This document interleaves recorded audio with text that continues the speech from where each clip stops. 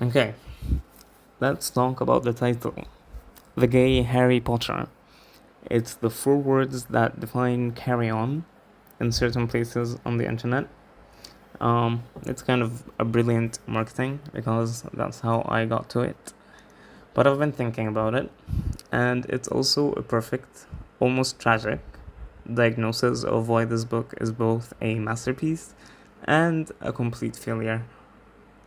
Um, it succeeds beautifully at being the gay story that an entire generation of readers were starved for, but it fails on almost every technical level at being a Harry Potter quality fantasy. And today I just need to get into why that makes me so furious and so incredibly happy at the same time. So my rage comes down to one word really. It's disrespect. The book feels disrespectful to its own world. Like, let's start with the magic. It's built on the concept that words have power, but it's executed as a running joke. The most powerful plot defining spells are nursery rhymes and pop culture cliches, like some enchanted evening, hi ho. Like, think about that.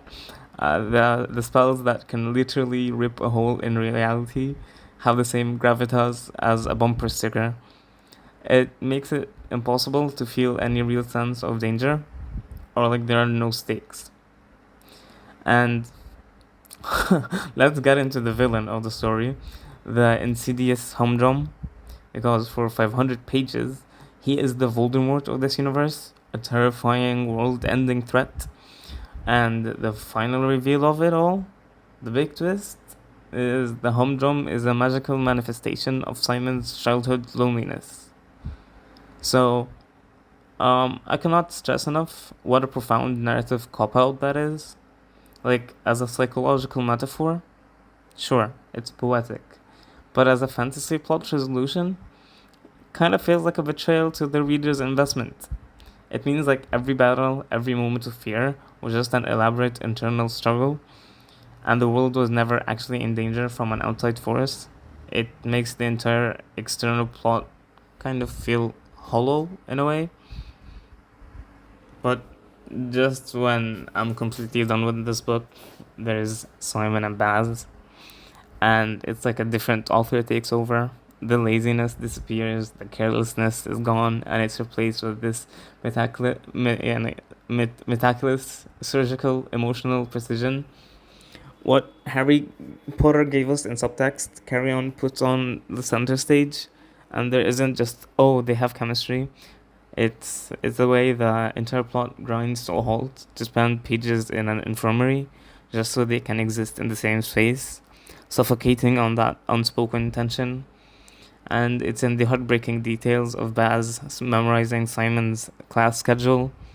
It's in every line of dialogue that serves as a perfect dance between a desperate plea for connection and a sarcastic defense mechanism. This is what the book actually cares about. The plot is an excuse, the magic is a sideshow, and the world is just poorly painted as is a poorly painted stage just for this one singular breathtaking relationship. And the relationship is written with so much heart and so much intelligence and so much respect for the queer first experience of love that it also almost makes you forget that the stage is on fire.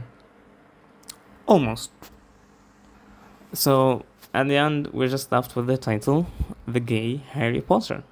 It's kind of perfect because it promises two things, but it really delivers only on one. It fails as Harry Potter, to me at least.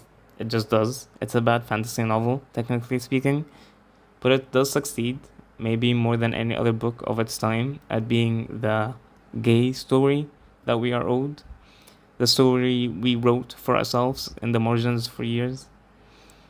And that's why it's so frustrating. It's the perfect romance living inside a broken book, a masterpiece built on a lie. And I don't know if that makes it brilliant or just brilliantly lucky. I genuinely need to know what you think, what other people think. Does a perfect romance forgive the sin of a lazy world? I'd like to know people in the comments if they would actually talk about this. because I really want to find someone to talk about this. I can't find anyone to talk about this with. So, yeah, that's it.